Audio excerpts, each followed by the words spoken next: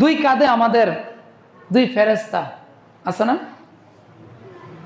তারা আমার গতিবিধি লক্ষ্য করতেছে, কোথায় কি করতেছি, কোথায় যাচ্ছি, কি খাচ্ছি, কি উপার্জন করতেছি, কি খরচ করতেছি, কার উপর জুলুম করতেছি, কখন কি বলতেছি, সব কিছু তারা পুঙ্খানুপুঙ্খানুভাবে লিপিবদ্ধ করতেছে। কিয়ামতের ময়দানে আল্লাহ রাব্বুল আলামিন আমার এই যে 63, 65, 70, 80, 100 বছরের যে হিস্ট্রি আছে, পুরা হিস্ট্রি আল্লাহ তাআলা কিয়ামতের ময়দানে কোটি কোটি মানুষের সামনে প্রকাশ করবে।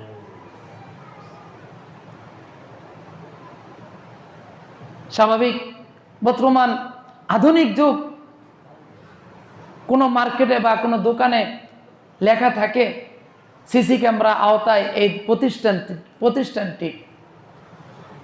যখন এই লেখা কেউ দেখে তখন স্বাভাবিকভাবে সে তার চুরির কোনো উদ্দেশ্য না, এমনিতে হাত নাড়াচড়া করলো, কিন্তু যখন দেখে যে সিসি ক্যামেরা তার দিকে তাক করানো আছে, ওই হাত নাড়াচাড়াটাও তার কি হয়ে যায়, বন্ধ হয়ে যায়।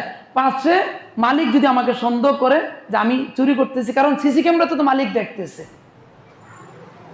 ভাই এটা কি সিসি ক্যামেরা, এর থেকে বড় সিসি ক্যামেরা আল্লাহ তাআলা আমাদের দিকে ফিট করে রাখছে।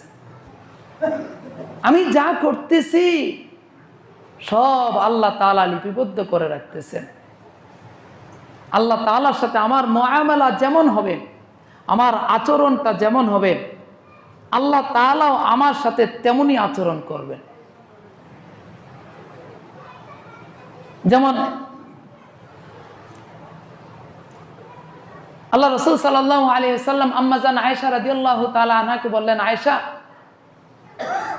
কিয়ামতের ময়দানের বিভীষিকাময় অবস্থা থেকে আল্লাহ তাআলার কাছে তুমি সবসময় পানা চাও। এটা বিভীষিকাময় একটা অবস্থা হবে।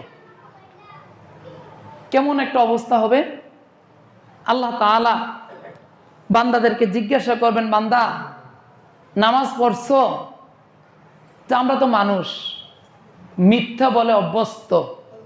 হ্যাঁ আল্লাহ নামাজ পড়ছি। রোজা রাখছো? আল্লাহ রোজা রাখছি। কার উপর জুলুম করেছো? জীবনে কার উপর জুলুম করি নাই। মিথ্যা গীবত শিকায়ত করেছো? না আল্লাহ রে, কখনোই করি নাই। আমার দ্বারা কি এগুলো করা সম্ভব? আমি ইমাম, আমি হাজী সাহেব, আমি গ্রামের মাতবর, আমি গ্রামের সম্মানিত ব্যক্তি, আমার দ্বারা কি এই ছোটখাটো কাজ করা সম্ভব? এগুলো কিয়ামতের ময়দানে বলবে, মানুষ বলবে। তো এখন সিসি ক্যামেরা না ফিট করা আছে, আমি কি করেছি না করেছি আল্লাহ তাআলা তো সব দেখতেছেন, নিয়োজিত ফেরেশতারাও সব দেখতেছেন। এখন মানুষ আল্লাহ তাআলা যেটাই প্রশ্ন করবে, মানুষ সেটাকেই মিথ্যা উত্তর দিবে। একটা সময় আল্লাহ রাব্বুল আলামিন রাগান্বিত হয়ে বলবে, আল ইয়াউমা নাখতিমু আলা আফওয়াহিহিম। আরে সে মিথ্যা কথা বলতেছে।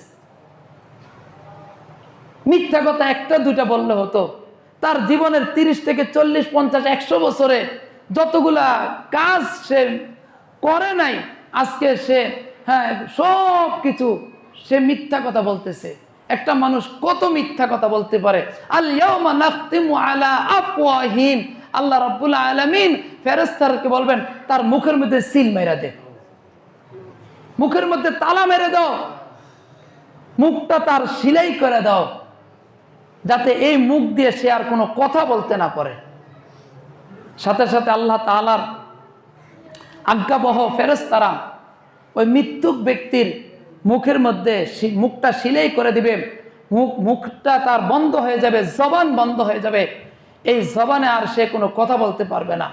তখন ওয়াতুকাল্লিমুনা আইদিহিম, আল্লাহ রাব্বুল আলামিন বান্দাদের এই হাতের জবান খুলে দিবেন। হাতের কনুই কথা বলবে, হাতের গিরা কথা বলবে, আঙ্গুলের গিরা, মাথা, নখের কন্যাটি পর্যন্ত সেদিন কথা বলবে।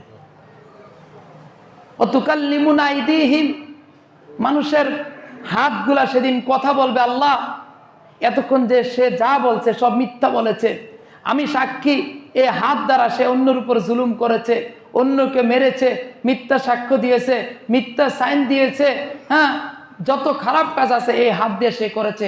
আবার পক্ষান্তরে ভালো কাজেরও সাক্ষী দিবে। আল্লাহ আমি সাক্ষী, এ হাত সে দৈনিক 5 ওয়াক্ত নামাজের সময় দ্রুত করছে, তার মানে অজু করেছে, এ হাত দিয়ে মানুষকে সে সহযোগিতা করেছে, দান করেছে, হ্যাঁ, এতিমের মাথায় হাত বুলিয়ে দিয়েছে।